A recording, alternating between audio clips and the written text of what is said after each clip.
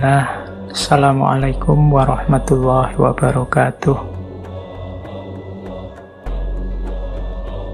Belajar kebijaksanaan dari Imam Abu Hanifah. Ini saya rangkumkan beberapa kalimat mutiara yang menunjukkan ketidakkakuannya Imam Abu Hanifah, yang menunjukkan ketawaduan beliau, yang menunjukkan keterbukaan beliau. Jadi ini menunjukkan meskipun sepinter itu beliau, sedahsyat itu keilmuannya, tetap beliau tawadu, tidak mengklaim dirinya paling benar, tidak mengklaim dirinya paling hebat. Ada beberapa quotes yang populer sekali dari Imam Abu Hanifah. Yang pertama, perkataan kami ini pendapat, dan kami memperkirakan ini lebih baik. Dan barang siapa membawa apa yang lebih baik dari perkataan kami, maka ia lebih benar dari pendapat kami. Nah, ini menurut saya pernyataan yang arif. Saya ini cuma berpendapat. Menurut saya pendapatku ini sudah baik. Tapi kalau ada yang membawa pendapat yang lebih baik, ya berarti dia lebih benar dari pendapat kami. Ini menunjukkan jiwa yang terbuka, tidak mengklaim dirinya sudah final, pasti baik, pasti benar. Jadi kalau ketemu dalil yang lebih kuat, kalau ketemu dasar yang lebih benar, ya siap mengambil, siap menerima dasar dalil yang lebih kuat tadi. Meskipun beliau ini levelnya imam madhab, tapi sifatnya masih terbuka, mau menerima masukan kebenaran yang baru, tidak mengklaim dirinya selalu benar.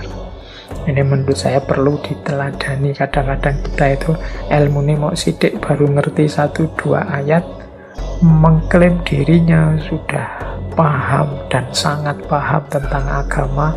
Kalau dikritik orang terus marah-marah, mencak-mencak, enggak. Padahal orang selevel Imam Abu Hanifah saja, ya kalau ada orang membawa yang lebih baik, mungkin dalil yang lebih kuat, mungkin argumen yang lebih masuk akal, ya berarti dia lebih benar dari pendapat kamu. Itu yang pertama. Yang kedua, ini juga kalimat, apabila telah sahih sebuah hadis, maka hadis tersebut menjadi madhabku. Jadi kalau ada hadis kok terbukti memang hadis itu sahih, ya sudah, berarti itulah madhabku.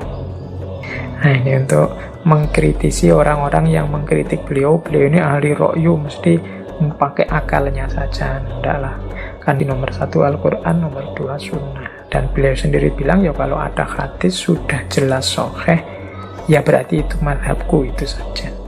Itu nyambung dengan kalimat selanjutnya.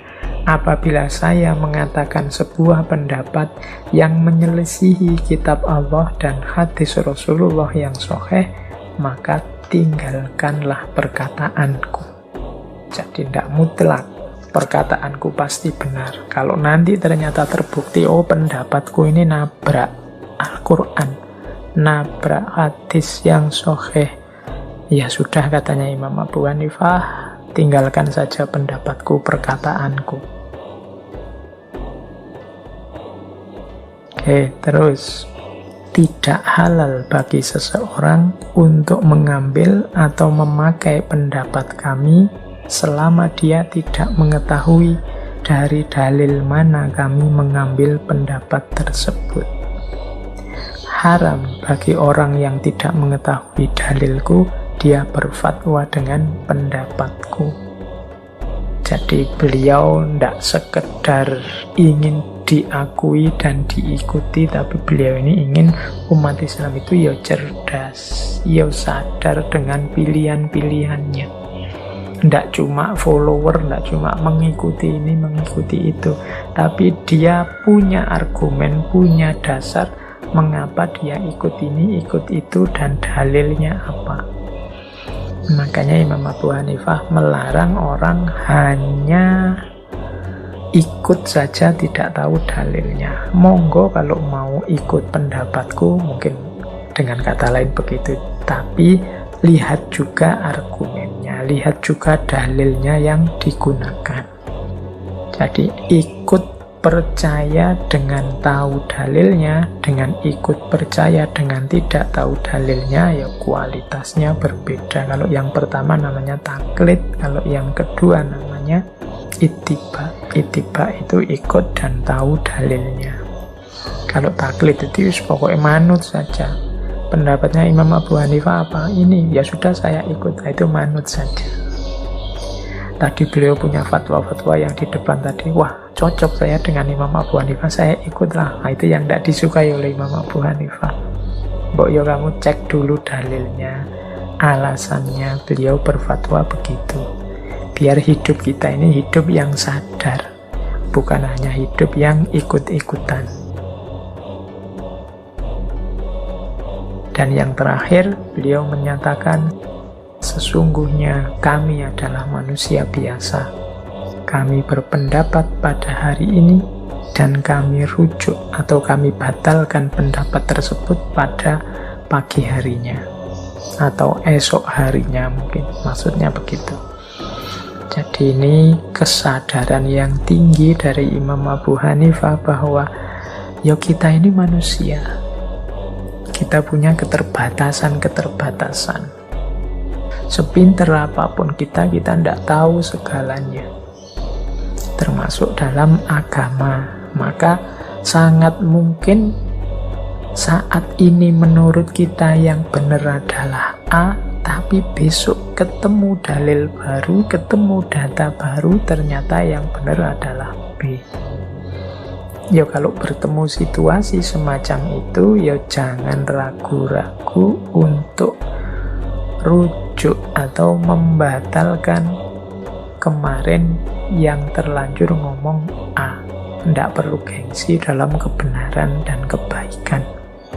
Akuilah kalau memang ada yang lebih benar dan ada yang lebih baik.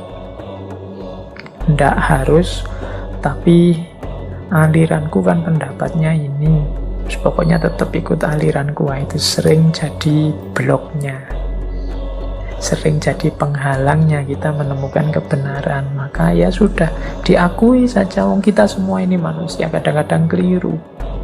Kalau memang jelas keliru, ternyata memang ada yang lebih benar, ya jangan segan-segan mengambil yang lebih benar.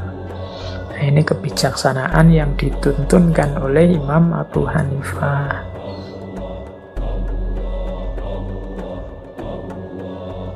Bagian ini sebenarnya menurut saya tuntunan yang luar biasa untuk kita hari ini.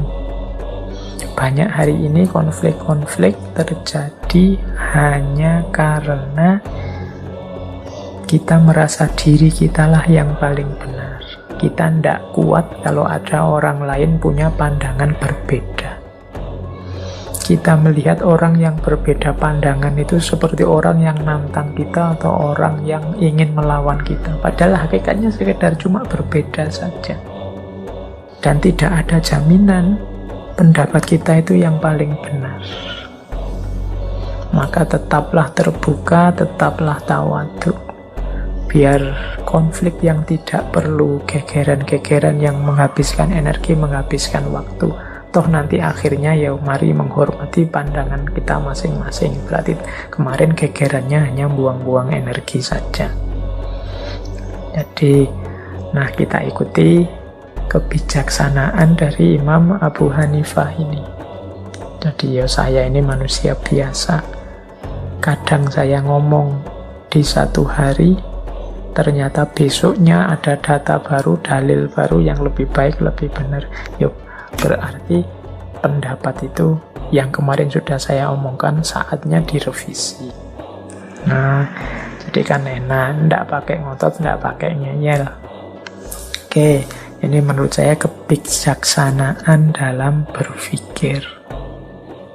Oke, kurang lebihnya mohon maaf. Wallahul muwafiq, wallahu a'lam bissawab. Wassalamualaikum warahmatullahi wabarakatuh.